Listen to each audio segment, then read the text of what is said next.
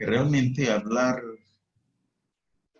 de las manifestaciones, de lo que es espiritual y de lo que no lo es espiritual, más denso, pues no existen realmente unas fronteras en ese sentido.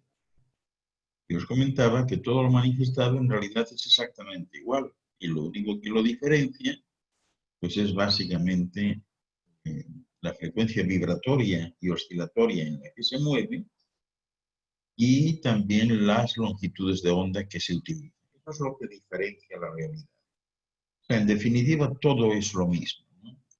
Y lo que de alguna manera determina si algo es más o menos denso es justo eso. La longitud de onda, ¿verdad? Los niveles de vibración y de oscilación en lo que se llama frecuencia, ¿no?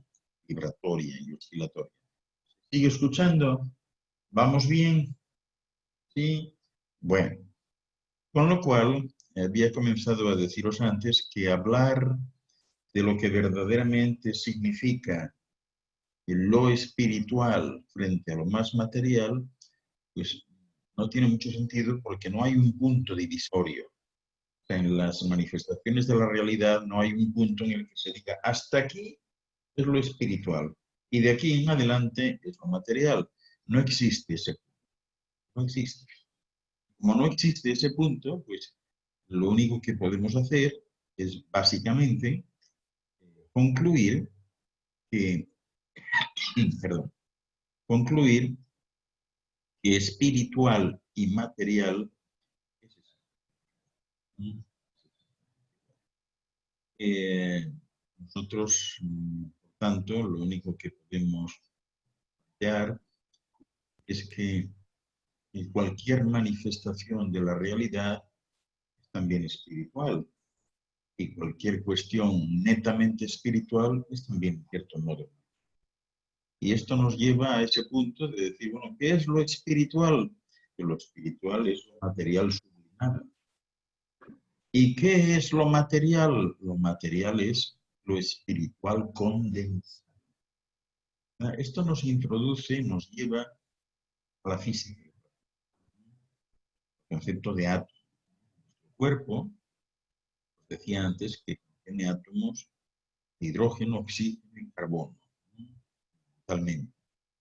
Y simultáneamente, ya sabéis todos también que estos átomos a su vez están integrados por partículas más pequeñas, protones, neutrones.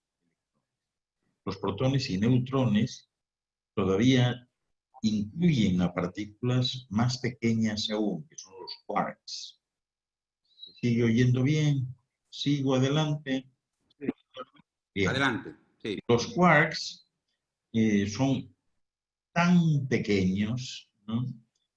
Y para conceptualizarlos de alguna manera, habría que decir que es algo todavía más pequeño que lo que vosotros en vuestras mentes podáis imaginar. Imaginad algo lo más pequeño que queráis y el quark es todavía más pequeño. Es decir, una unidad tan elemental, tan simple, que no se puede dividir, ¿no? Y bueno, pues uno pudiera pensar, y ya ahí quedamos en los quarks, que va, ahí estamos empezando, ¿no? Estamos empezando porque hay otras partículas situadas en la misma categoría que los quarks, que son partículas también muy elementales, ¿no? Lo que decía antes, que hasta este momento hasta 17. Y bueno, algunas de ellas son incluso muy conocidas por todos, como son los electrones, los responsables de la electricidad, ¿eh? Los fotones, ¿no? Partículas producto de la radiación electromagnética, y gracias a estos últimos, pues, todos estamos disfrutando de televisión, telefonía, radio, internet, conexión. Si nos vamos al modelo estándar de la física de partícula, existe una descripción de esos 17 elementos fundamentales, ¿no? Y reaccionan a la interacción entre ellos. Es decir, que todo aquello que vosotros podáis percibir con los sentidos debe ser perfectamente explicado dentro del modelo estándar, ¿no? A partir de ahí, pues hay otras partículas que son teóricas, y como el famoso bosón de Higgs, que habréis oído hablar. El bosón de Higgs se ha descubierto, digamos que su sombra, pero no al bosón en sí, ¿no? ¿Por qué lo andan buscando? Bueno, cuando empezó sus investigaciones sobre Higgs, sentía que tenía que existir algo así, era la única manera que tenía él para explicar cómo se forma la masa de una partícula. Forma de la nada, porque una partícula es como un trozo de nada, y la nada no existe. Entonces, ¿de dónde sale la masa? Se necesitaba el bosón de Higgs y bueno, andan ahí tratando de ubicarlo, ¿no?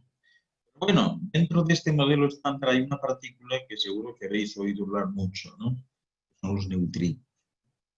A diferencia de lo que hablamos antes de los quarks, los electrones y los fotones, los neutrinos pues no resultan tan relevantes para nuestra existencia porque lo atraviesan todo. Y antes, cuando estábamos con el problema de audio, estaba empezando a comentar en ese sentido, ¿no? Seguramente habéis visto en documentales en la televisión las placas de plomo que utilizan en los búnkeres del gobierno, que son unas placas de plomo de este ancho aproximadamente, y no hay nada que atraviese. Con esas placas de plomo son las que construyen básicamente las jaulas de Faraday. Son los búnkers más búnkers de los búnkers, ¿no? Claro, si se recurriese al plomo para impedir el paso de un haz de neutrinos, ¿verdad? El espesor de la placa es que ni siquiera os lo podéis imaginar. O sea, esa placa, un neutrino, pues la atraviesa más fácilmente de lo que atraviesa la luz de un cristal. Una placa, para frenar, por decirlo así, a un neutrino, tendría que tener un espesor de aproximadamente 2 años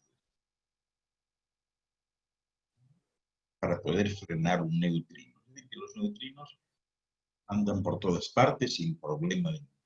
Vosotros podréis pensar, pero ¿cómo es esto?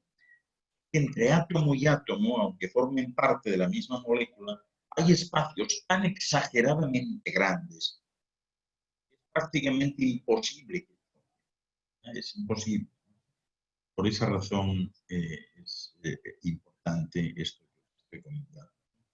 Así que cuando un neutrino de muy alta energía viaja al interior del medio, como el hielo, para atravesar el hielo, pues el neutrino alcanza una velocidad que incluso es superior a la de la luz, ese medio. Y en ese punto, pues, se puede empezar a dudar la veracidad de esta aseveración que estoy haciendo, ¿no? Porque ya recordaréis que decía Einstein que nada hay más rápido que la luz, ¿no? Sin embargo, la realidad es que eh, es cierto eso en el vacío, en el terreno de la materia oscura y de la materia exótica, ¿verdad? Allí en el vacío ya sabéis que la luz va a 299 millones de metros. Y en el hielo solo alcanza los 299 millones de metros por segundo. A partir de ahí ya se da absolutamente todo, ¿no? Es decir, que con esto quiero dejar claro que todo es lo mismo, y que todo es exactamente igual. La única diferenciación que hay, la única que diferencia esto para que nosotros percibamos, es fundamentalmente que estemos en un espectro de la luz que sea compatible con nuestra propia vibración. Es decir, ¿qué es lo que percibimos nosotros? Aquello que está en nuestro canal. Los canales no. Para percibir otro canal, tenemos que cambiar la frecuencia oscilatoria y vibratoria y tenemos los canales no se pueden superponer, no pueden estar uno encima de otro. Es este o el otro.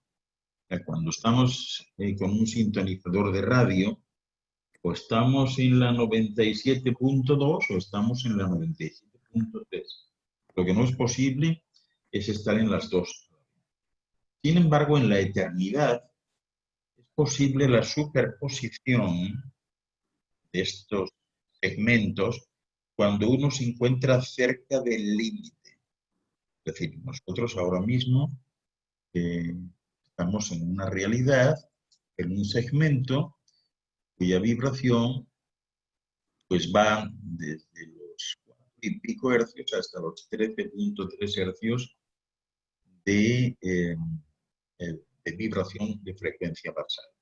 Cuando uno se está acercando a los 13.3 hercios, empieza a tener experiencias de lo que hay más allá de los 13.3 hercios, es decir, experiencias de los 13.4 hercios, que es ya un tramo dimensional más alto, y eso se superpone, ¿verdad? Entonces, a partir de aquí es que nosotros podemos empezar ya a charlar. Y para dejar claro esto, pues volvemos otra vez al principio. ¿Qué hay más en el cosmos? ¿Materia diferenciada que se puede ver o materia no diferenciada, verdad, que no se puede ver? Materia oscura, materia exótica. ¿Qué es lo que hay más?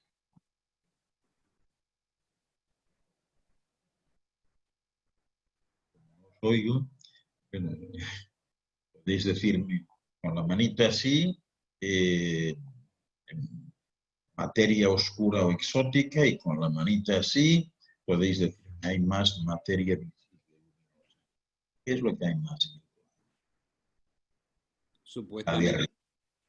La de arriba. Eh, ¿Cómo?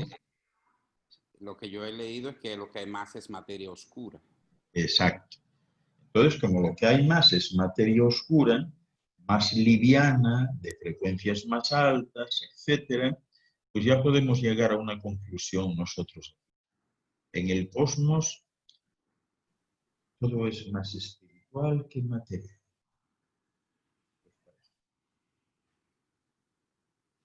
Doctor, usted dijo que la espiritualidad, que la materia es espiritualidad condensada, ¿fue lo que usted dijo? Sí, espiritual, es espíritu. Vamos a llamar espíritu y materia. Y, Materia, espíritu condensado.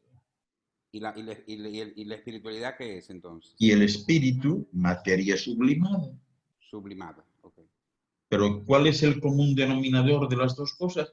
Todo es lo mismo, materia. ¿Queremos llamarle materia? Llamémosle materia. Pero lo Una mismo. pregunta, doctor. Ya vamos a entrar en la fase de pregunta, ¿verdad? Las personas que levanten la mano, los que quieran hacer alguna pregunta. ¿Qué opinión le merece la teoría del Big Bang? ¿Qué había antes del Big Bang? ¿Cuál es el Bueno, futuro del universo? sí, hay que dejar claro un aspecto, ¿no? Y es que todo lo que hay es lo que ha habido siempre. Todo lo que hay, Es lo que ha habido siempre. Es decir, los universos no tienen en realidad nada nuevo. Lo que tienen de nuevo son combinaciones de lo que ya existía. Es decir, que no se puede hablar realmente, es que antes era la nada. No, no, o sea, no hay nada. usted quiere decir entonces que el cosmos siempre ha existido Siempre ha y existido. siempre va a existir. Y siempre va a existir. Y lo que quiero decir es que nunca hubo un principio y nunca habrá un fin. Lo que ha habido Y son hubo, principios parciales. ¿Qué es el Big y Bang? hubo, Un principio parcial. y hubo Un un Big Bang. creador. ¿Cómo? Hubo un creador. No, no hubo. Hay creadores parciales. Nosotros creamos todo el tiempo. Creamos realidades con nuestros pensamientos. Creamos realidades con nuestras actuaciones, con nuestras combinaciones físicas, químicas, biológicas. creamos realidades con eso. ¿Acaso no es un Big Bang la explosión de un espermatozoide que necesita perforar un óvulo y tiene que ir dotado con una ojiva nuclear en la cabeza porque si no esa membrana no la puede penetrar? Eso es un Big Bang. Es decir, que hay Big Bangs a cada instante. A cada instante hay Big Bangs en la eternidad. O sea, no hubo un Big Bang, ¿no? Entonces Sino yo que le hago son una pregunta. infinitos los Big Bang. Le hago una pregunta. Si lo que existe ahora siempre ha existido y siempre existirá, nosotros también siempre hemos existido, el ser humano, y siempre existiremos. No como seres humanos, vamos a decir que lo que siempre ha existido y seguirá existiendo son los componentes que nos han transformado en un momento dado en eso que llamamos seres humanos. Pero todos nuestros componentes, por eso podemos argumentar que realmente la muerte como tal no existe, porque la muerte sería la desaparición de plano y de todo, ¿no? Y eso no es así. No hay un solo átomo de estos cuerpos que lo que hay es un proceso en marcha de recomposición.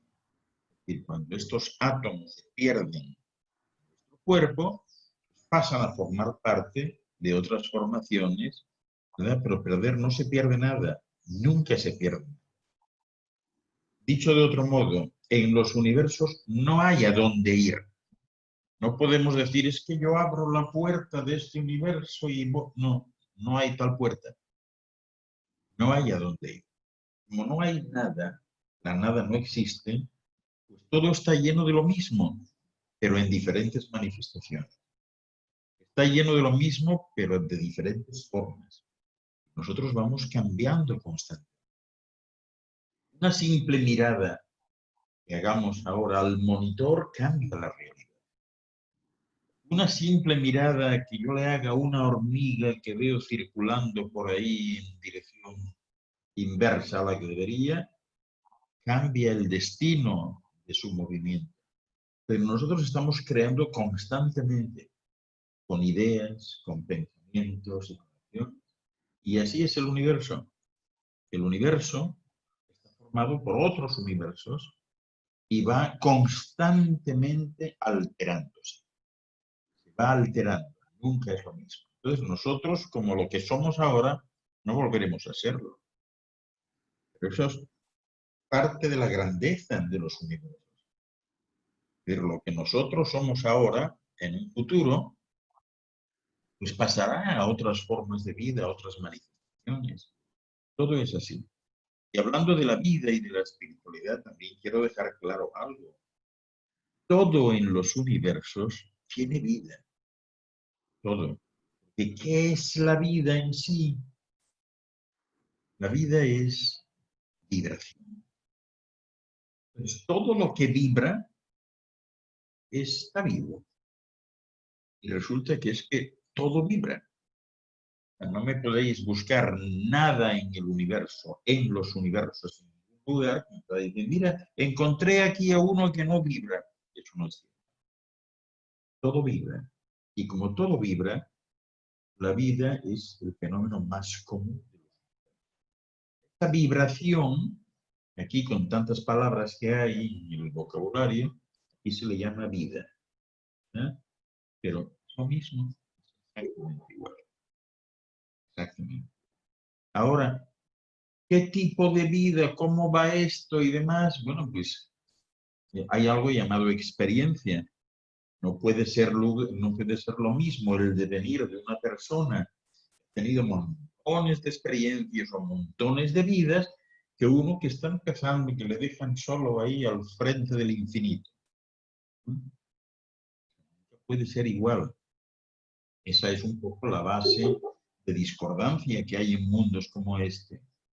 En mundos como este, que son jóvenes, en los mundos jóvenes, pues todo el mundo viene, todo el mundo está ahí. Entonces aquí se encuentra gente que ha tenido pues muchísimas vidas y otros que están empezando. Entonces, el común denominador que tienen, pues no sé cuál será, será el de pertenecer al género humano, ¿no? O poder decir, mira, tú y yo somos iguales, y no me digas. Sí, pues mira, cabeza, tronco y extremidades. Y tú tienes una nariz igual que la mía. Por ahí irán los tiros, por otro lado, o sea, no coinciden en absoluto.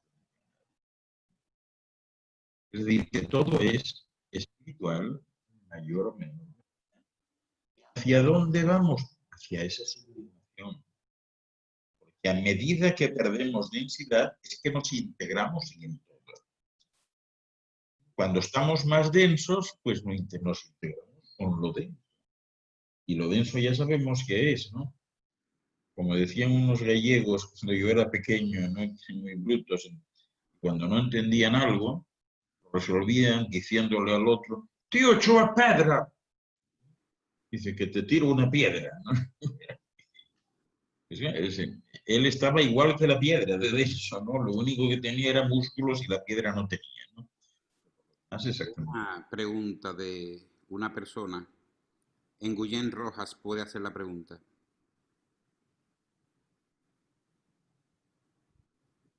En Guillén.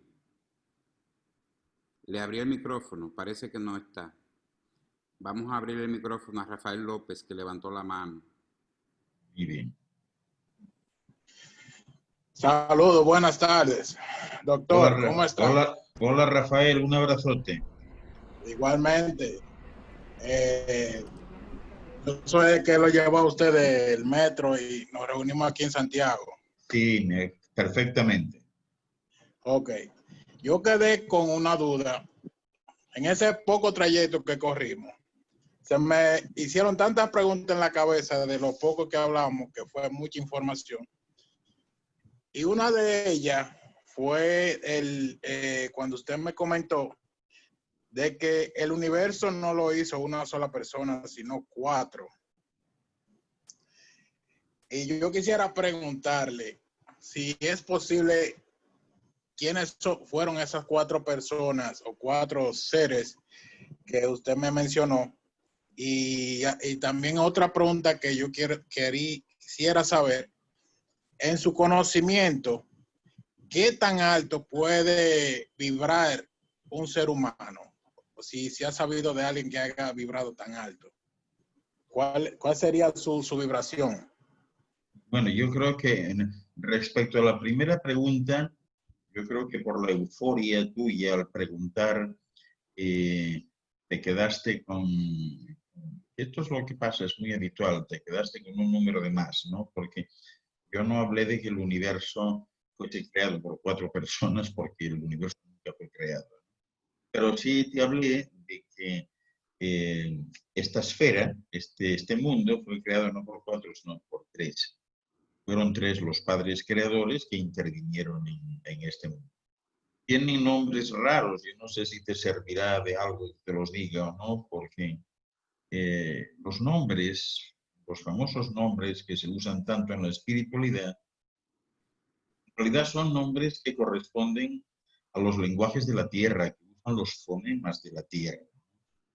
El transcribir a veces el sonido de un nombre es un tanto complicado, ¿no? Porque mira, uno de los padres creadores, por ejemplo, se llama Notsked.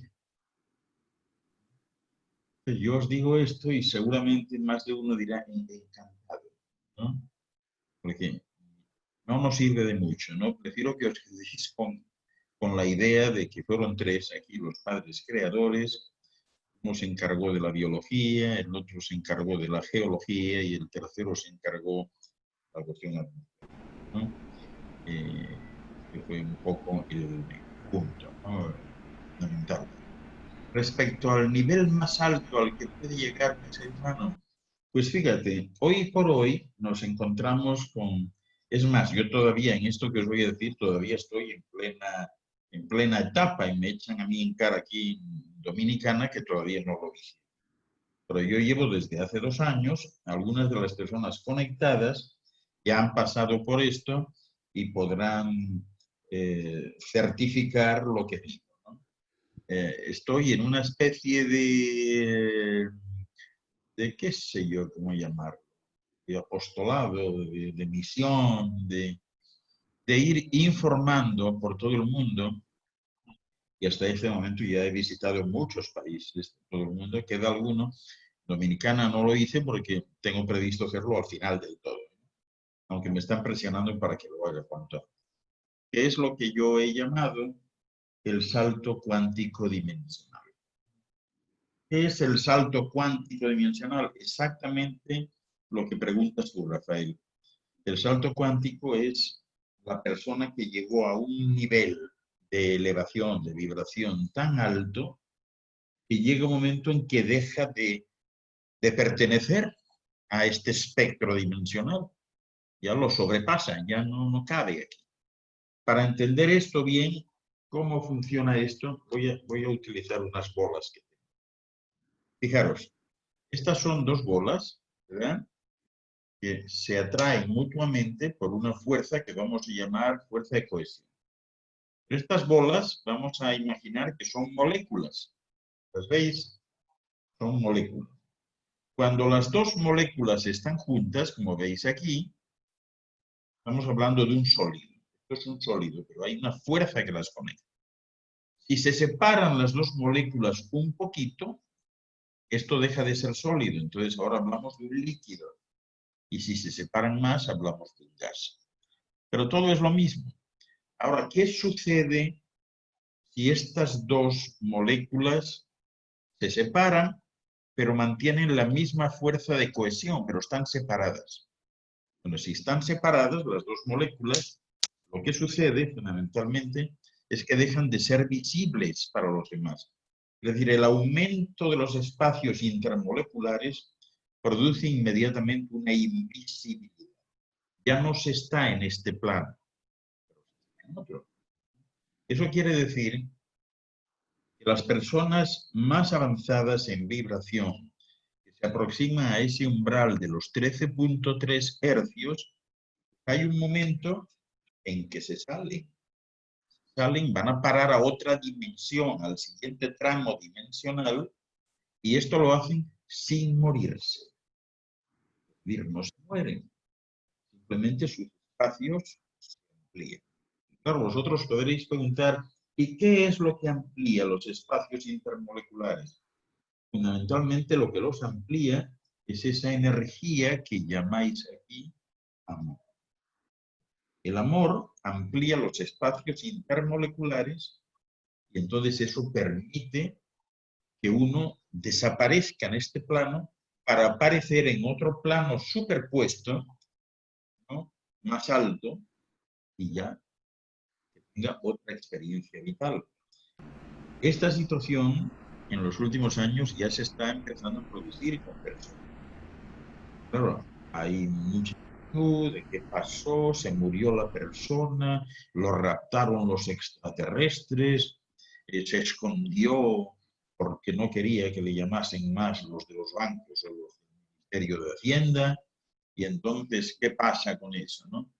Pues eso es justamente lo que yo estoy tratando de explicar, ¿eh?, para que nadie se llame engaño, y hay muchos casos en que personas y familias tienen casos así.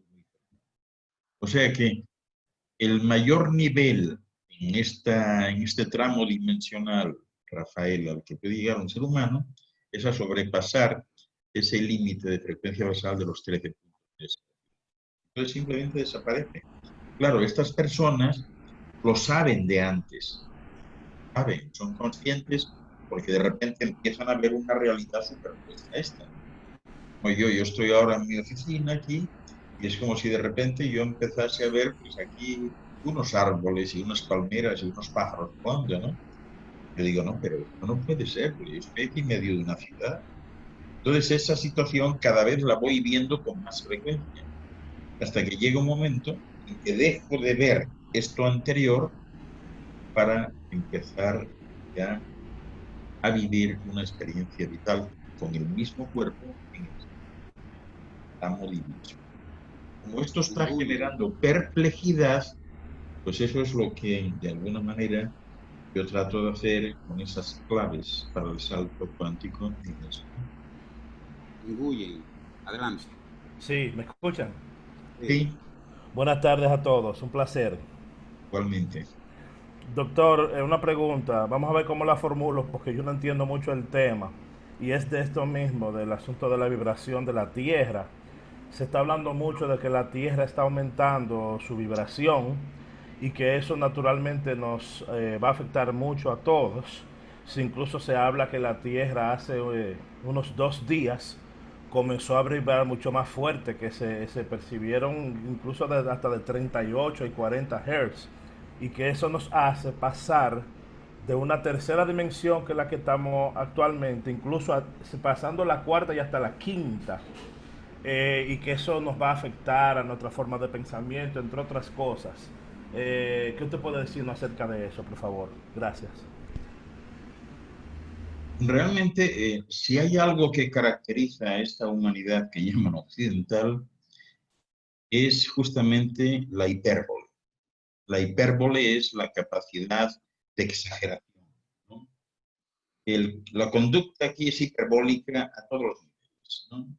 El que tiene un hijo, qué sé yo, o sea, que le fue bien en el deporte, en el colegio, pues es muy probable que termine diciendo que es el campeón nacional, ¿no? Cuando en realidad solo lo ha sido del colegio. Existe incluso una cultura en ese sentido, ¿no? Es como aquel niño que había comentado en su casa que había un torneo deportivo de atletismo, ¿no? Y que él iba a participar, y entonces la madre muy contenta, no me digas, hijo, sí, sí, yo, lindo eso, y la madre, pues, ay, yo no creo que podamos ir porque ese día tenemos una reunión muy importante con el banco y no vamos a poder ir, bueno, que te vaya bien, ya nos contarás, ¿no? Y por la tarde, pues llega el hijo todo contento del colegio y les dice a los padres que, bueno, que viene felicísimo. ¿Qué tal? Me fue fantástico. ¿Corriste bien? Sí, sí, una cosa impresionante. ¿Y cómo quedaste? Quedé subcampeón. No me digas eso, hijo, tú quedaste subcampeón así mismo, subcampeón del torneo. O sea, nos abrazamos todos, una emoción. Qué bárbaro, ¿no? Bueno, ¿y cuántos corríais? 2, éramos 2. Bueno, él no decía mentira, pero hay una tendencia a la hipérbole aquí. Posiblemente todos estéis al tanto de que los seres humanos no solo están compuestos por este cuerpo más denso, sino que los seres humanos son un cúmulo de cuerpos situados en capas concéntricas que empiezan de lo más denso a lo más sutil. Hay algunos que cuantifican esto pues, en cuerpos, algunos en 5, pero lo que todo el mundo está o suele estar de acuerdo es que hay una serie de capas concéntricas, ¿eh? Y que cada una de esas capas concéntricas vibra de frecuencia. Lo mismo sucede con la Tierra. Y la Tierra también está en capas concéntricas. Por tanto, no se puede decir que es que la Tierra está evolucionando, que la Tierra pues, va a vibrar. La Tierra tiene muchos tipos de vibración en función de las capas más densas, ¿no? Y también otros tipos de vibración en las capas menos densas. Eso significa que, bueno, existe una medida que todo el mundo acepta de alguna manera, que es la frecuencia Schumann. Pero la frecuencia Schumann es en realidad el común denominador de los distintos niveles de frecuencia de los distintos niveles. Claro, cuando alguien está planteando ahora que si la Tierra va a ir a la quinta dimensión, lo primero que hay que decirle es que la Tierra ya está en la quinta. Una capa que los que están en esta dimensión no perciben. El hablar de un salto que sin pasar por la cuarta, pues es una hipérbole más, es una conducta hiperbólica de tantas, ¿no? Por tanto, eso no se va a dar, no tiene nada que ver, o sea, la Tierra siempre ha vibrado igual, cambia la vibración según el área del espacio que atraviese en cada momento, cambia la vibración, lógicamente, en función de los movimientos telúricos y geotectónicos que está experimentando, Cambia la vibración también en función de la densidad atmosférica, cambia la vibración en función de la cercanía o lejanía de las capas atmosféricas, y todo eso hace cambiar. Pero de ahí a decir que todos nosotros vamos a saltar a la quinta dimensión, pues eso es exactamente igual que a alguien se le ocurra decir que en un colegio donde van sus niños, que ha llegado un director muy bueno y que nada más tomar posesión, ese director va a hacer que los que están en primero de primaria pasen a primero de la maestría, ¿no? Pues alguien les va a decir, mira, tú estás bastante mal, o sea, lo más que va a poder hacer el director es que al que está en primero de primaria, si ven que son muy listos, le digo, bueno, pues que no hagan segundo, lo ponemos en tercero de primaria. Pero lo que está claro es que a la maestría nunca le va a saltar. Y a lo mismo, pues que decir, tengo yo un niño de 3 años y le voy a llevar a un especialista muy bueno que me dijeron que hay en Veracruz, México, que entra de 3 años y sale de allí de 23. Posible. No son así. Por tanto, o sea, pienso que el abundar en este sentido de que si la Tierra está en tercera, la Tierra tampoco está en tercera dimensión.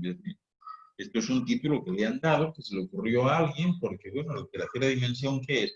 Largo, ancho y alto, la tercera dimensión. Da la impresión que antes solo hubo 2 dimensiones. No, estamos en un número indeterminado. Los números de aquí no significan nada. Lo más importante en este caso no es la cuantificación, sino el concepto. Es decir, esto no es la tercera dimensión y la siguiente es la cuarta, porque además si lo fuese, habría que establecer tramos sencillos, divisiones. Es decir, que tercera dimensión, ¿y ahora qué va? Pues bueno, pues ahora va la 3.1. Y después, ¿cuál va? La 3.1.1. Y luego la 3.1.1.2. Y así sucede. O sea, entrar en ese terreno de la cuantificación, pues es algo que realmente, vamos, con todo el respeto, es absolutamente absurdo. Es como poner a un equipo de investigación que se dedique a contar los granos de arena blancos, grises y negros de las playas de la República Mexicana. Lo hará seguramente, pero al final tendrá la pregunta, ¿y para qué? ¿A qué fin? Y ahora si lo sabes, ¿para qué? Entonces, claro, el maestro de raza seguramente aceptará mejor la pregunta. Si alguien hace esa pregunta, ¿cuántos granos de arena gris tendrá las playas de la República Mexicana? El maestro va a conceder el mayor nivel de credibilidad al alumno que le diga, yo tengo la respuesta, señor maestro. ¿Cuál es, hijo? ¿Cuántos gramos de arena grises tienen las playas de la República Mexicana? Sí, sí, ¿cuántos?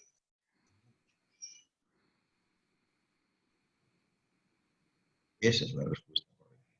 Además es simplemente perder el tiempo y estar, pues eso, devaneando en lo más profundo del éter sin llegar a nada. O sea, que esto es lo que te puedo decir.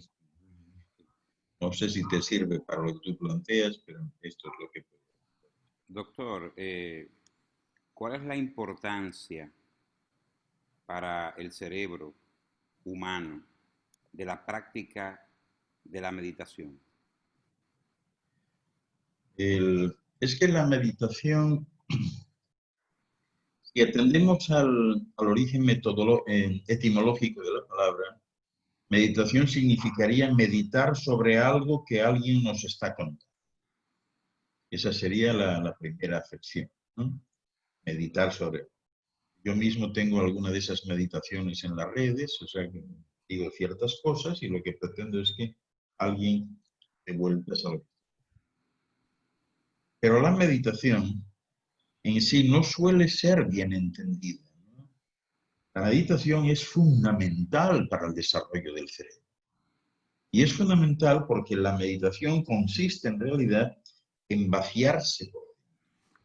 Si uno quiere llenarse de energías positivas, si uno quiere llenarse de buenas intenciones, si uno quiere llenarse de sueños y de anhelos, hay una situación física que se presenta. Estamos hablando de algo parecido a intentar llenar un camión. Si queremos llenar un camión con todo eso, es fundamental que el camión esté vacío. Porque si el camión está lleno, ¿qué podemos llenar? Es lo mismo que si queremos descargar. Nosotros queremos descargar una opinión, tenemos que estar cargados. Queremos descargar luz, tenemos que tener luz dentro. Queremos descargar paz, rellenos de paz nosotros, si no, no podemos descargar nada. Entonces es fundamental, Bruno, para el cerebro, porque todo lo que signifique aligerar la carga acumulada en la esfera subconsciente de cualquier ser humano, alivia al cerebro, alivia la carga, alivia los cálculos que tiene que hacer el tejido neuronal a la hora de una toma de decisión o de ver con una claridad meridiana el horizonte. Y que cuantos menos problemas tenga, cuantos menos ataduras tenga, mejor. Pero entonces la meditación es justamente eso, vaciarse, llegar a vaciarse, mirarse por dentro y eliminar todo lo que no sirve, todo lo que no vale. Y en ese sentido, claro, es fundamental, crucial. Hay una pregunta de María Ángeles Luaces. María. A ver, yo quería preguntarte, porque en una ocasión también, igual que hoy, hablamos de que somos seres multidimensionales y estamos en todas las dimensiones, ¿no? O en todos los planos, no sé, bueno, por decirlo de alguna manera. En cada dimensión y en cada plano también hay realidades paralelas. Entiendo, ¿no? Sí. Entonces, igual que estamos en planos superiores, también estamos en planos como animales, vegetales, minerales, y existimos también ahí. Sí. Y podemos ser más de un animal también, porque podemos ser una realidad paralela también dentro de ese reino o esa dimensión. También. Sí, ya hemos hablado muchas veces de cómo funciona esto, ¿no?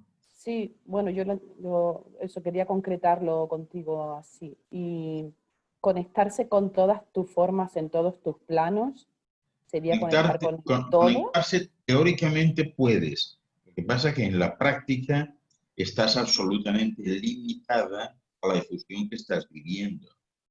Ya. Es decir, el tener conciencia de todo lo demás provocaría una interferencia innecesaria en el devenir de tu vida. O sea que esta sería un poco la situación.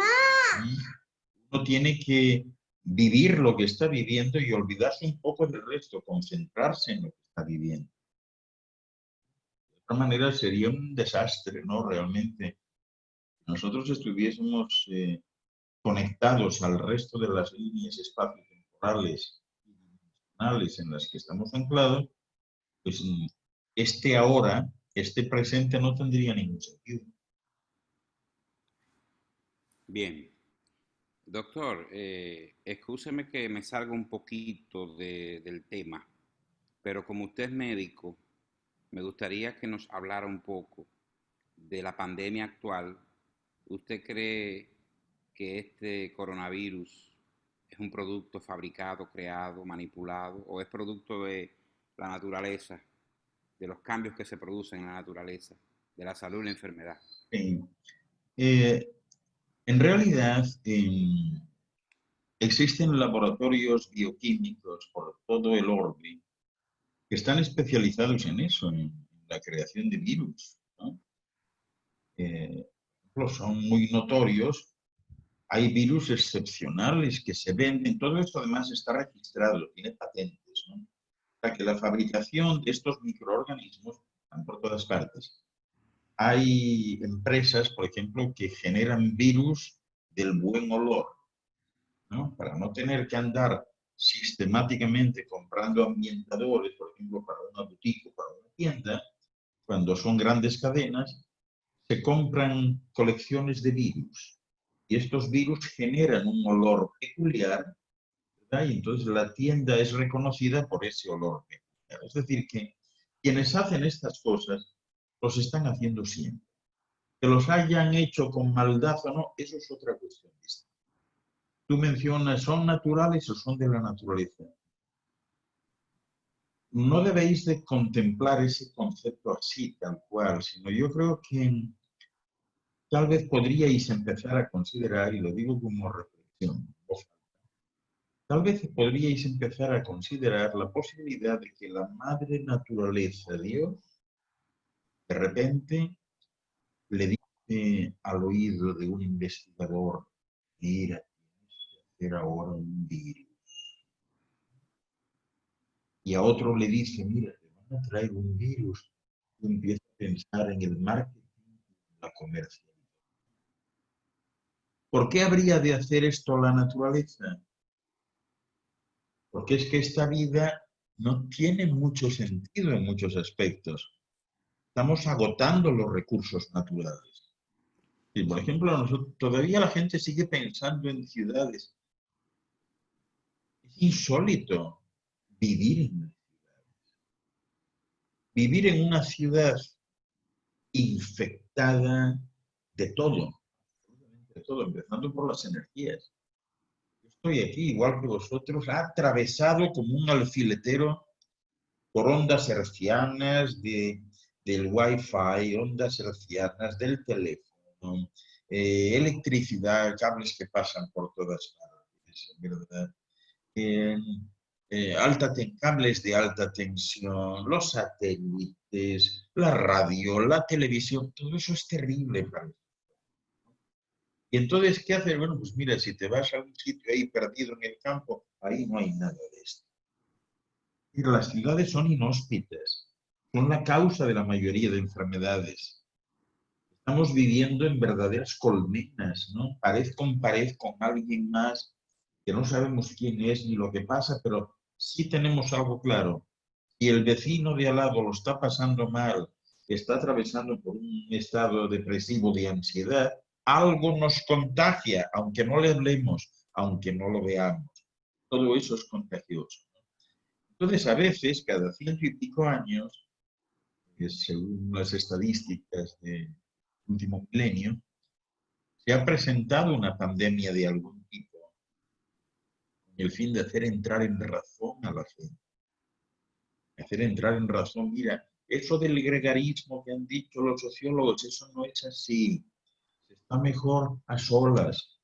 Mejor estar viviendo, pues como contaban antes los cuentos de los hermanos Green o Anderson.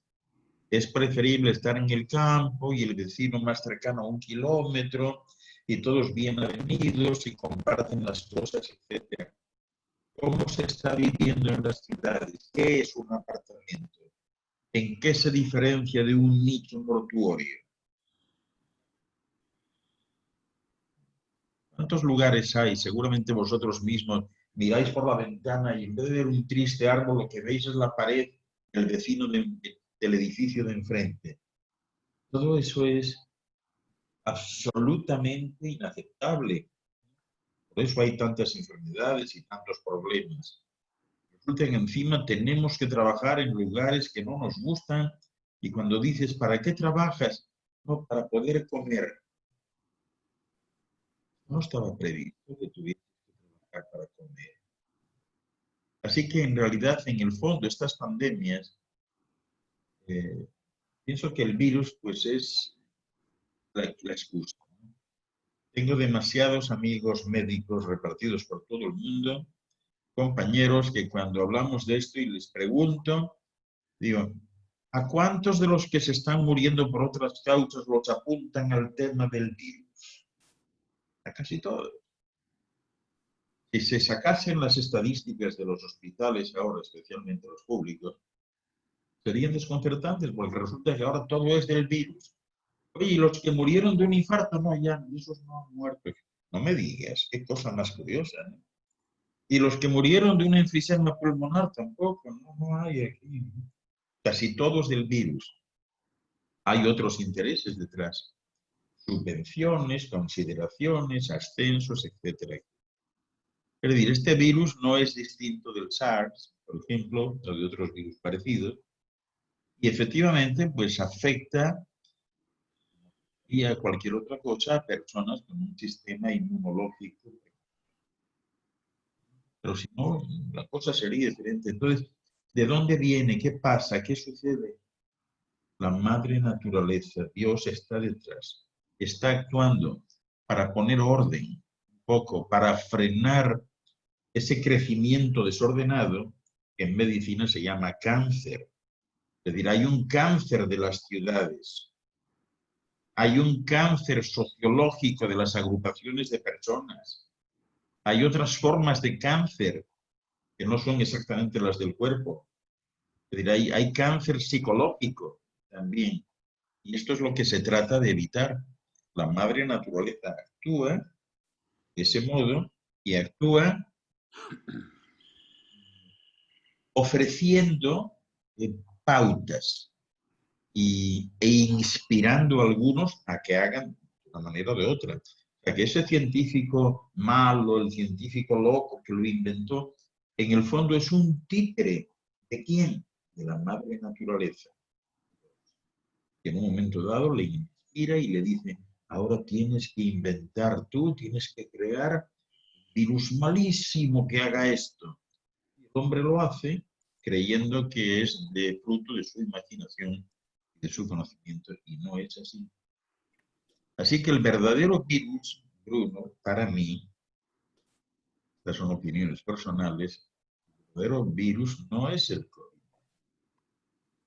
El verdadero virus, el virus del miedo, es ese.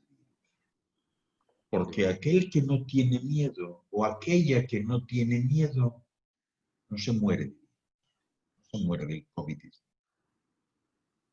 Y que el virus es ese.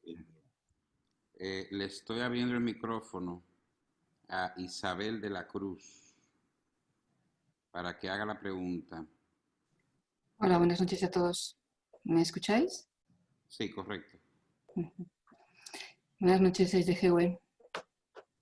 Se ve borrosa tu cámara. ¿Perdón?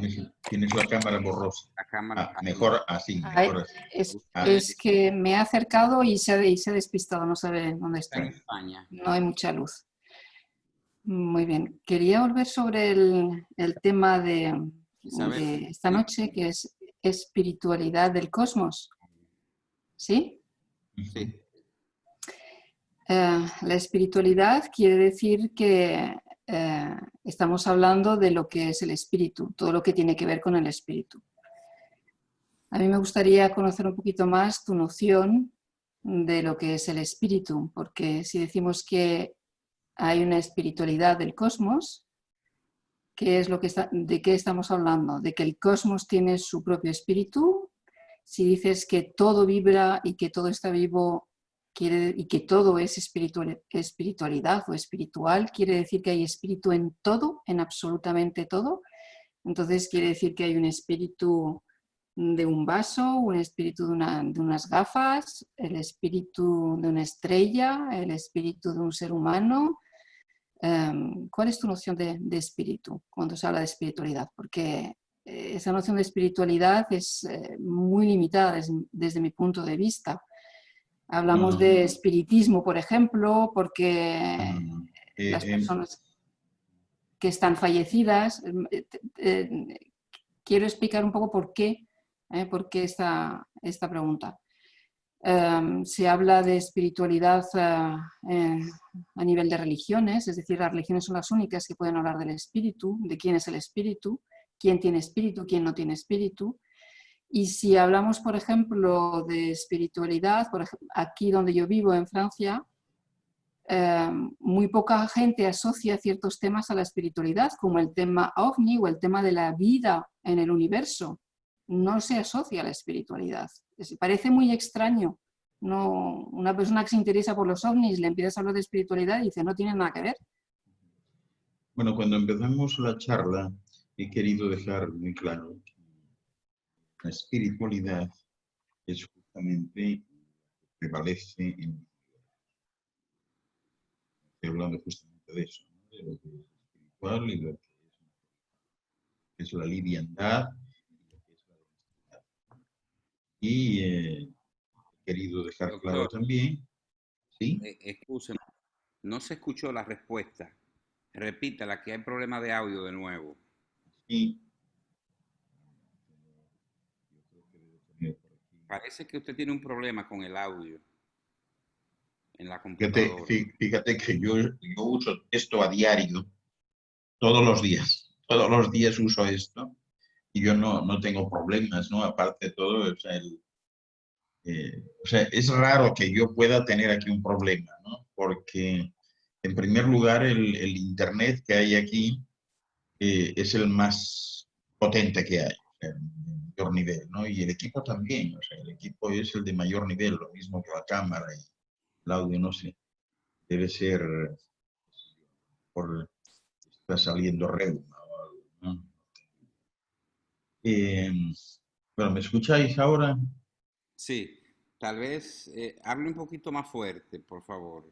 Eso ya me es muy difícil a mí hablar más fuerte. Pero si me escucháis, a ver, las manitas ese.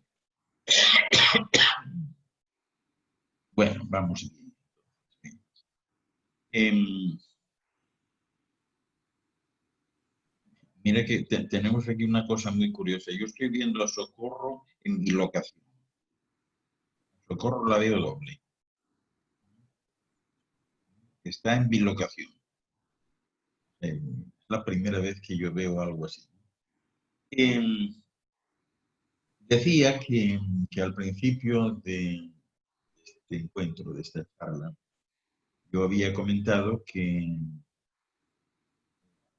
lo que percibimos del universo es fundamentalmente espiritual. Porque lo material, lo condensado, lo diferenciado es lo mínimo. No tenemos más que acercarnos cualquier noche, mirar por ahí afuera y bueno, es lo que brilla y poco más, eso es lo denso y lo otro es lo más. Eso es. ¿Qué es el espíritu en sí? Tú sabes, Isabel, que uno de los grandes conflictos que hay en esta esfera es el intento de denominación, de crear nomenclaturas que luego no sirven para nada. O sea, se escapan del concepto y van a la nomenclatura. Y por esa razón, pues posiblemente la mayoría de vosotros que estéis aquí ni siquiera podáis diferenciar espíritu de esencia o de alma. Son conceptos complejos. La gente habla, saltan de una a otra, te empiezan hablando del espíritu y luego se refieren al alma y no saben cuál es la diferencia. En realidad hay que adentrarnos más en el concepto del Dios. ¿Qué es eso? Y denominan Dios. El concepto del Dios, según lo planteaba Chiqueteta,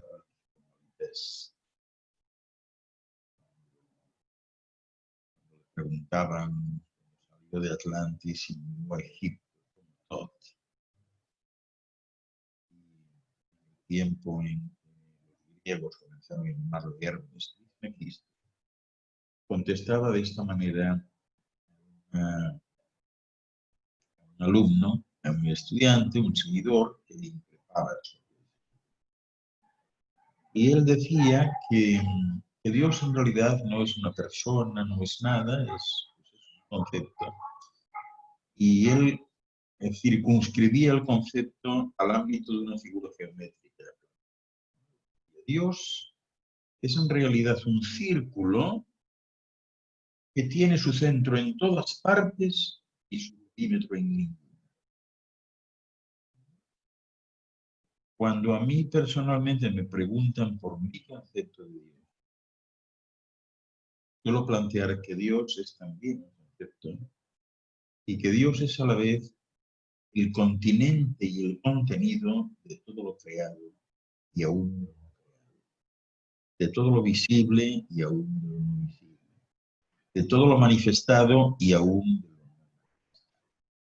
Es decir, ese continente y contenido tiene algo intrínseco algo que le anima. Y eso que le anima es lo que llama. Por tanto, como todos somos parte de Dios, porque, vuelvo atrás, contenido y continente, todos somos lo mismo. Todos formamos parte de ese atole.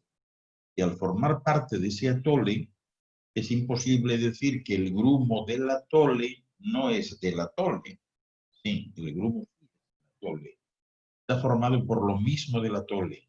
Le anima la misma energía que el resto del atole, pero por la acción de ciertos campos de fuerza adquiere momentáneamente una individualidad, que lo volverá a estar en el atole, va a ser parte de los.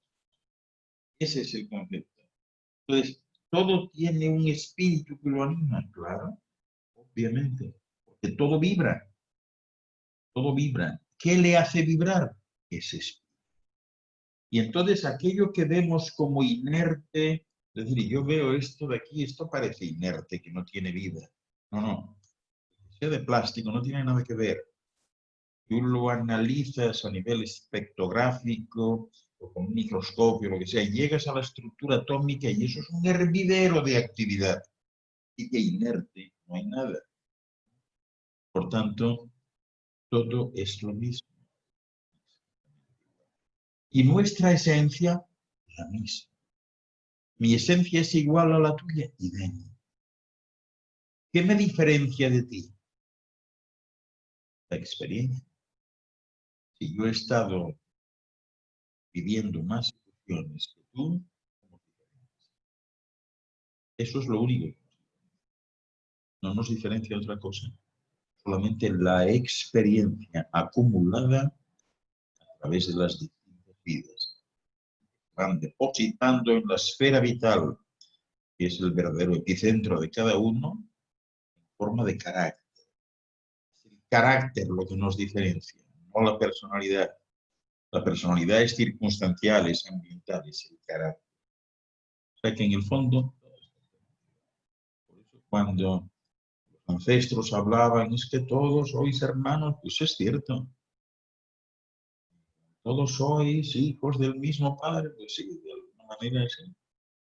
Todos sois hijos de Dios, claro.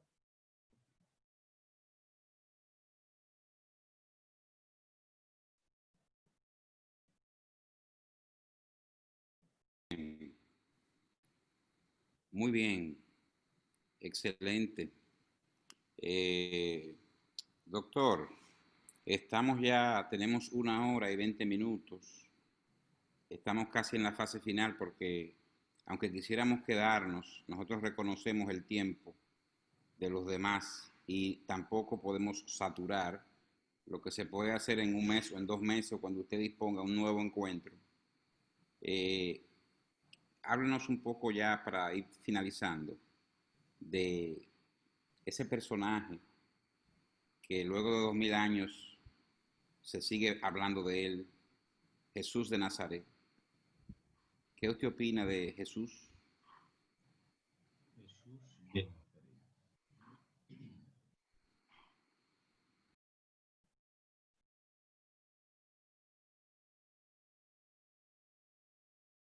Es curiosa la cosa porque ni se llamaba Jesús ni era de Nazaret. Pero bueno, así son las cosas.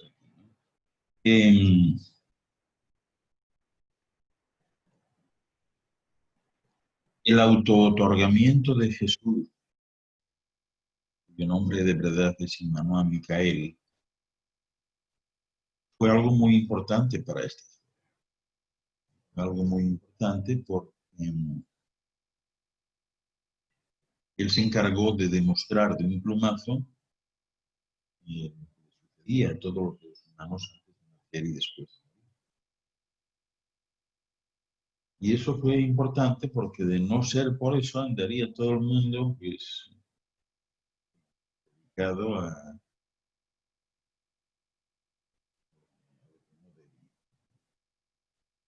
fue un momento en la historia peculiar en el que las sociedades más avanzadas de la época adoraban a 27 dioses distintos. Un momento en la historia en la que se había corrido la voz, alguien se había dado cuenta de que tanto si obrase bien como si obrase mal, no pasaba nada y todos seguían exactamente iguales, y además había alguno que proclamaba eso abiertamente, es decir, no hay ningún problema, mire, da igual que mates, que no, al final no te pasa nada, no hay infierno, no hay cielo, no es nada. Y había alguno que incluso decía, fíjate, yo soy muy devoto, ¿no? Porque pertenezco a esta casta religiosa y aporto. Entonces no había diezmo, pero era algo parecido. Todos los sábados, una cantidad y tal, y bueno, y soy bueno y no ataco a nadie ni digo malas palabras, pero tengo un vecino que es todo lo contrario. Es un ladrón, un desastre, mujeriego, pega a sus hijos, grita, el otro día mató a un perro porque le ladró mucho, y un desastre, o sea, ¿no? Y a ese le va bien en la vida, está contento, tiene todo lo que necesita, y yo que he seguido las pautas que me han mandado estos religiosos, yo soy más pobre que cuando nací ahora. Que alguien me explique esto. Y bueno, pues en estas circunstancias aparece Immanuel para demostrar lo que le sucede a todos los seres humanos, sin excepciones, antes de nacer, y lo que le sucede después de morir. Y eso tiene una implicación. Y la implicación es, atención, que esta no es una vida unitaria. Tú haces lo que te da la gana y como decían entonces, no lo bailado, no hay quien lo desbaile. ¿No? No, tiene consecuencias y además hay otras vidas. No, eso no se para nunca, nunca se para, ¿no? Y esta labor, pues fue muy importante y sigue siéndolo. Desafortunadamente no fue entendido del todo y se crearon pues unas jerarquías y unas pautas que nada tienen que ver con él. Hasta se hizo una colección de libros que él no autorizó, nunca, además nunca pidió a nadie por él. Nunca le dijo a nadie, recoge lo que yo diga, que va a ser importante. Él mismo, que era una persona cultivada, nunca quiso escribir nada a pesar de eso. Entonces nos encontramos con una situación, Bruno, pues muy curiosa, ¿no? Cuando se le pregunta a alguien, ¿quiénes escribieron sobre Jesús? Lo que se sabe de él, ¿quién lo escribió? Entonces los que más saben suelen decir, bueno, lo escribieron los evangelistas. Ah, no me digas. ¿Y quiénes eran esos señores evangelistas? Y entonces todo el mundo los conoce, ¿no? Marcos, Lucas, Mateo y Juan. Ah, y oye, el primero de ellos, Marcos, ¿quién era Marcos? ¿No? Todo el mundo dice, era un apóstol o discípulo, ¿no? Y entonces aquí viene lo bueno. Yo en este caso suelo hacer apuestas, ¿no? Hago apuestas. Ahí en Santiago, Bruno, ¿cuál es el restaurante más importante, más lujoso que hay? ¿Cómo se llama? Hay uno que le dicen el pez dorado. El Pez Dorado. Vamos a quedarnos con eso. Porque aquí viene lo bueno, ¿no? Cuando te dicen bueno, que esos eran los evangelistas, ¿verdad? Marcos, Lucas, Mateo y Juan, entonces tú le dices a la persona, mira, vamos a hacer lo siguiente. Yo te voy a apostar una comida en el Pez Dorado. Tú lo único que vas a necesitar, ya que me has dicho que era apóstol, discípulo, yo te voy a permitir que tú vayas a leer la Biblia después de esta reunión. Si encuentras a uno solo entre los 12 que se llamase Marcos, me lo dices que ganaste la apuesta. Mañana vamos a comer al pez dorado. Evidentemente no va a encontrar ningún apóstol que se llame Marcos. Pero entonces hay otra situación de fondo. Es decir, oye, ¿y ese Marcos cuándo escribió el tema ese sobre Jesús? Casi 50 años después de que transcurriesen. Escribe 50 años después, casi 50. ¿Se sabe quién era Marcos? Sí, se sabe, bueno, hay que buscarlo, hay que leerlo. Marcos era un egipcio de Alejandría que nunca estuvo en Palestina y que obviamente nunca. Entonces escribe de oídas lo que le dice. Este era Marcos. Bien. Siguiente, Lucas. Pues volvemos a lo mismo. Mira, amigo mío, si tú encuentras uno de los 12 que se llamase Lucas, no solo la comida, sino cena también en el pez dorado. Acabamos comida y cena. Porque evidentemente es una apuesta que está ganada de antemano porque ninguno se llamaba Lucas. Pero ¿y ese Lucas entonces? ¿Quién era Lucas que le decían el médico? No, le decían porque era etíope. Era etíope. Lucas era además de color negro, ¿no? Y era un hombre muy considerado como los enfermos, por eso le decían el médico. Él no era médico nada ni nada, pero estaba a ayudar, por eso le. ¿Y Lucas qué hace? Escribe por su cuenta, escribe después de Marcos. Lucas parafrasea a Marcos.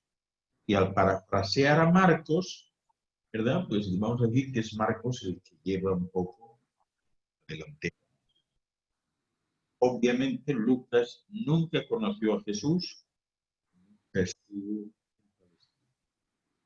Seguimos el tercero. ¿Quién era el tercero? Mateo. Entonces dice, un momentito. Mateo sí, ahí creo yo que gano yo, porque Mateo sí había uno. Efectivamente, había uno, pero hay que leer bien.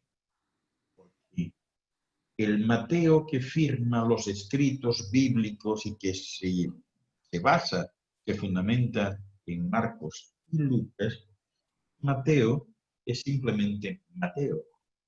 Y el apóstol de Jesús no es simplemente Mateo, es Mateo Leví, Mateo el hijo. Así que llamarle Mateo, pues es como si yo voy a Monterrey preguntando por Pepe, que le tengo que entregar una carta, ¿no? Si hay algún Pepe.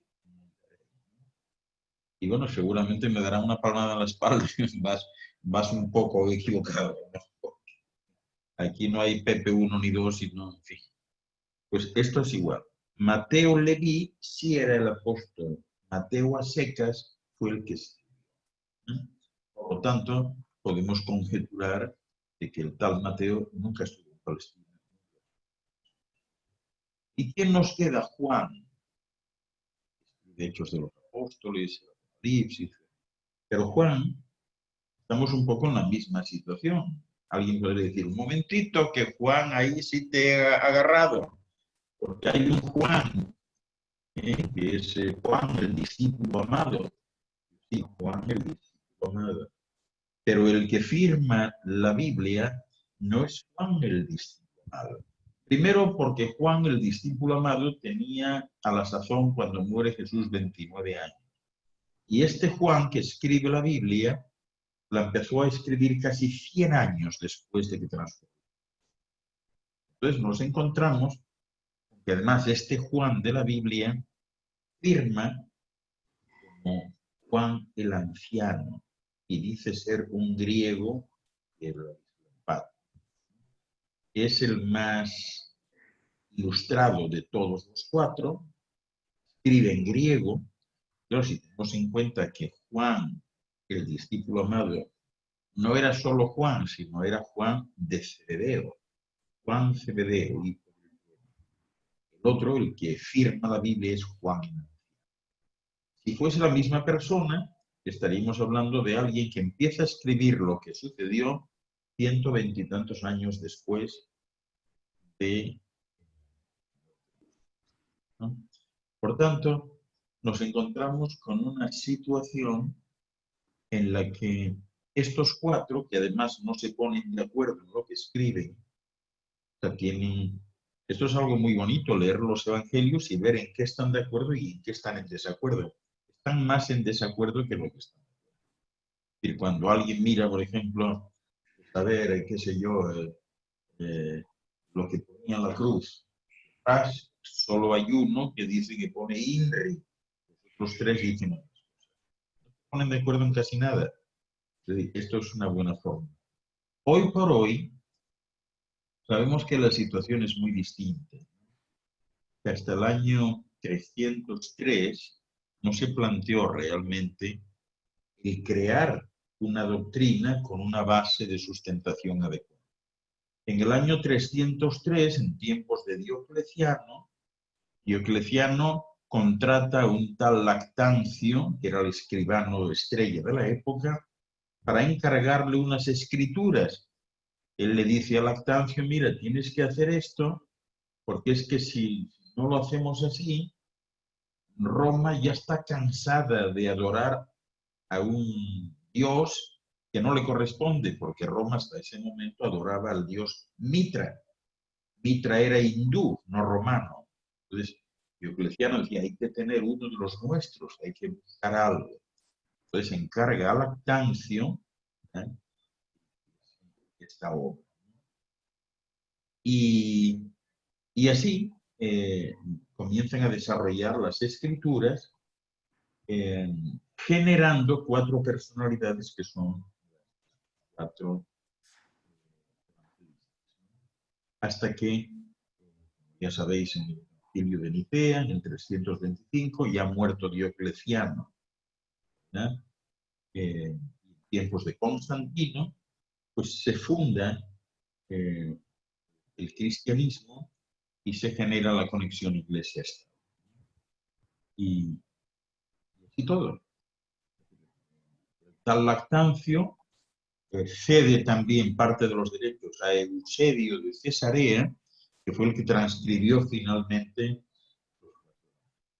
Y llegamos hasta hoy, pues unos evangelios donde hablan no de lo que dijo Jesucristo, sino de lo que creen que dijo Jesucristo. Es muy distinto.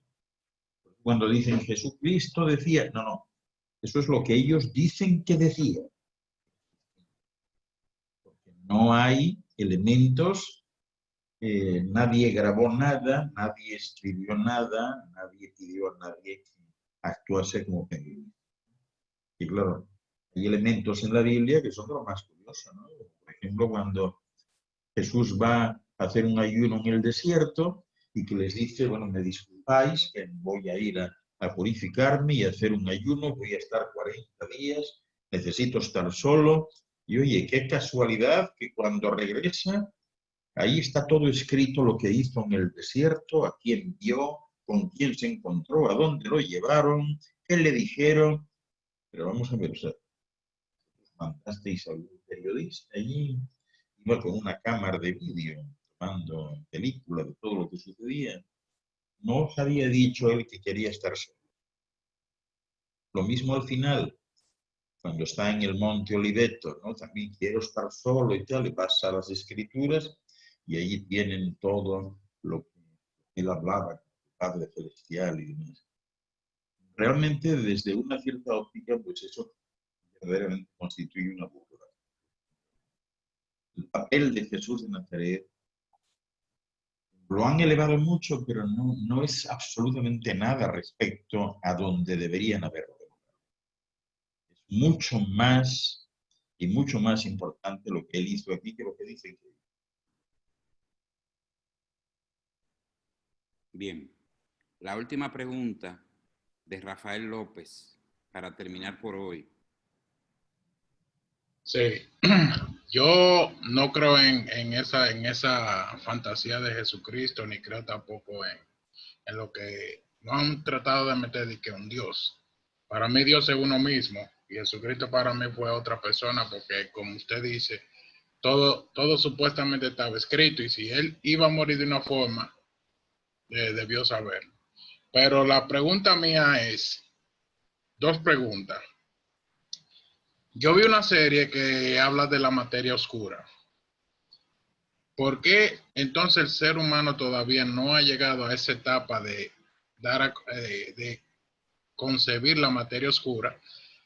Y otra cosa es, ¿por qué nuestros hermanos mayores, como lo conocen los extraterrestres, no sé, ya como que se empiezan a dejarse ver más a menudo y nos enseñan a viajar en el tiempo? Eso quisiera yo saber. Bueno, pues porque en el primer caso, Rafael, bueno, la materia oscura sí se conoce ahora, conoce. O sea, que no se conozca más es otra cuestión, pero sí, sí se conoce. Teórica y física de partículas. No solo se conoce la materia oscura, sino el otro rango de materia que es conocido como materia X, a la física. Respecto a la segunda pregunta, dices, ¿por qué los hermanos mayores no? Pues porque eso constituiría una injerencia, una interferencia inaceptable en la evolución de un determinado. Es decir, tú no puedes agarrar a un niño de 2 años así alegremente y llevarle a un médico de, qué sé yo, de Madrid, España, que entra de 2 años y sale de 22. Todo lleva tiempo de maduración y de cristalización. Si hay una ley de leyes en los universos, es justamente esa.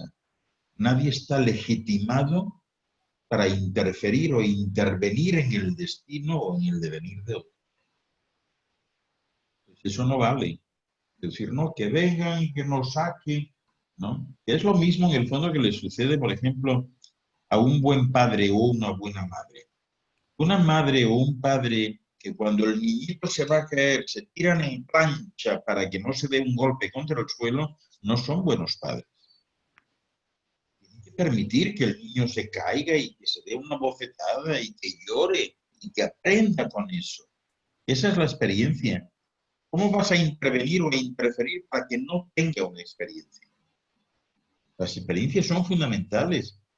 Eso es justamente lo que venimos a hacer aquí.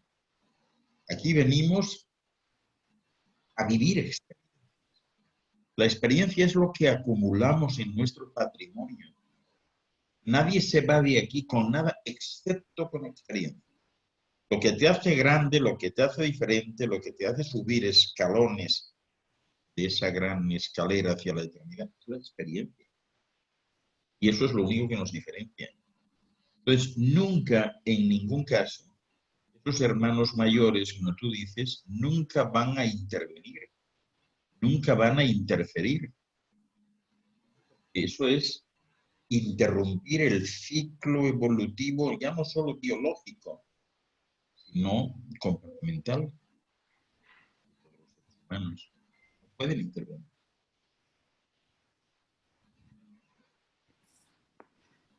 Bien.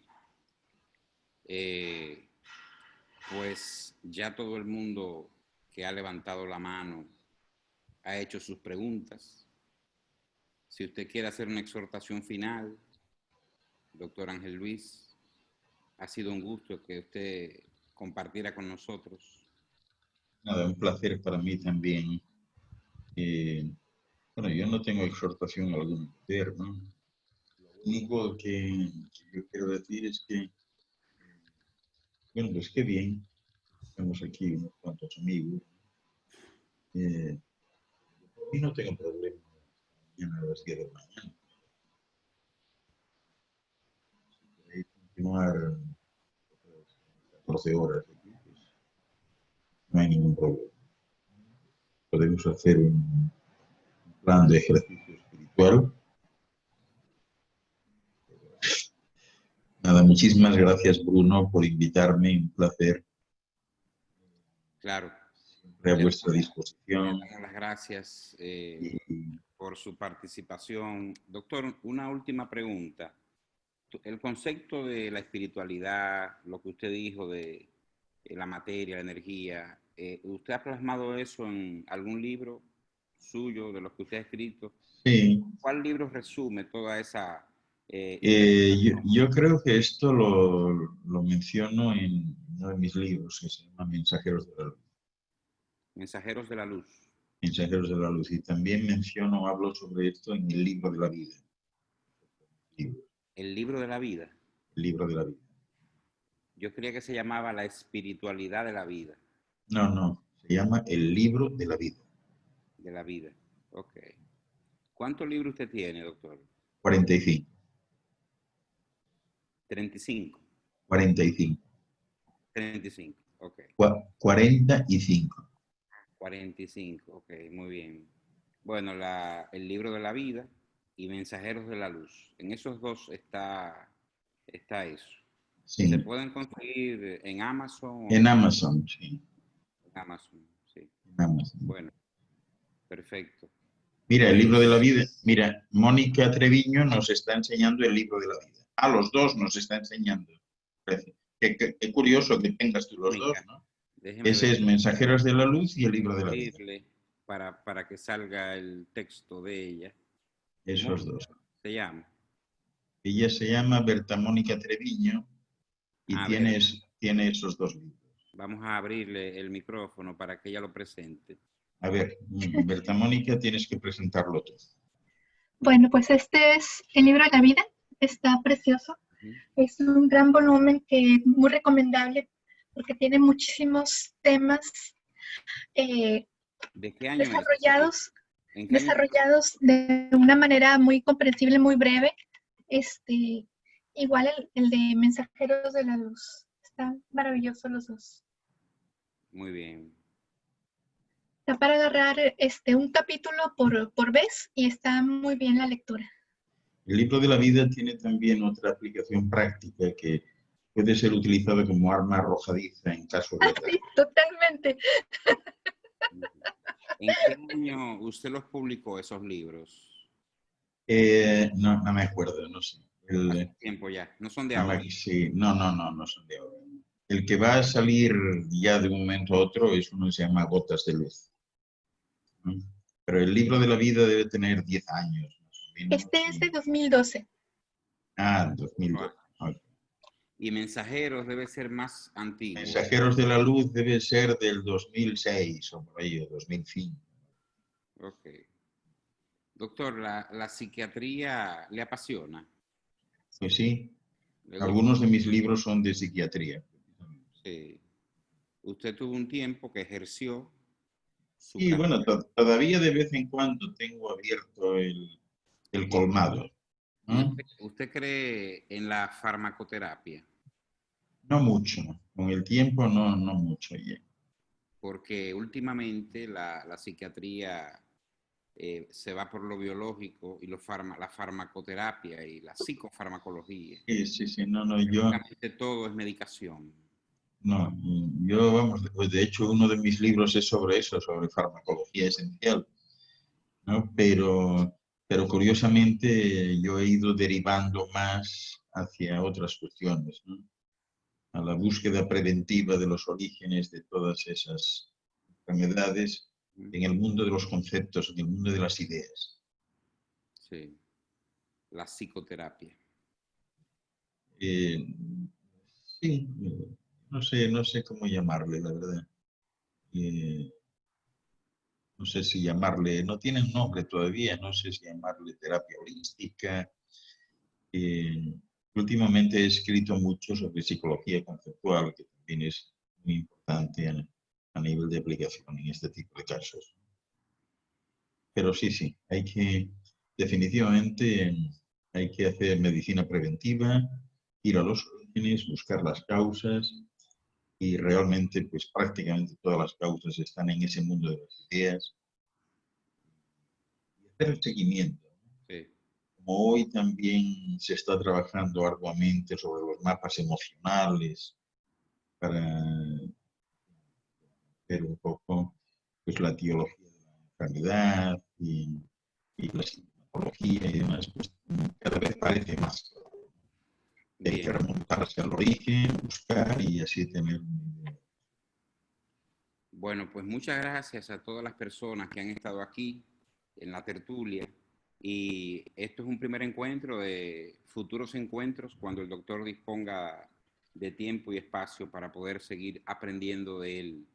Muchas gracias a todos y muchas gracias a Ángel Luis Fernández. Gracias a vosotros y a todos los que nos habéis acompañado hoy.